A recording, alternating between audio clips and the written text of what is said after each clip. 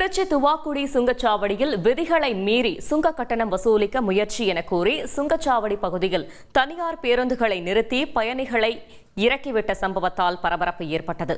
இதுகுறித்த கூடுதல் தகவலை செய்தியாளர் பாரதி ராஜா வழங்கிட கேட்கலாம். பாரதி ராஜா, வணக்கம். கள தகவல்களை சொல்லுங்க.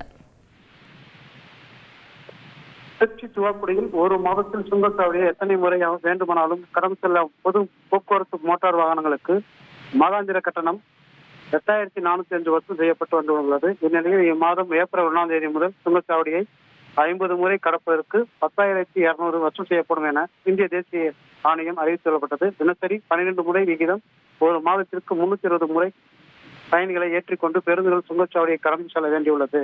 இந்த அடிப்படையில் மாதம் ஒன்றுக்கு ஒரு பேருந்துக்கு அதன் உரிமையாளர் 73,400 செலுத்த வேண்டியுள்ளது. இந்த புதிய கட்டண உயர்வு கடந்த 2008ஆம் ஆண்டுக்கு முன்பு வழங்கப்பட சுங்கச்சாவடிகளுக்கு பொருந்தாது என இந்திய தேசிய நெடுஞ்சாலைத்துறை ஆணையத்தின் விதிகளில் சொல்லப்பட்டுள்ளது.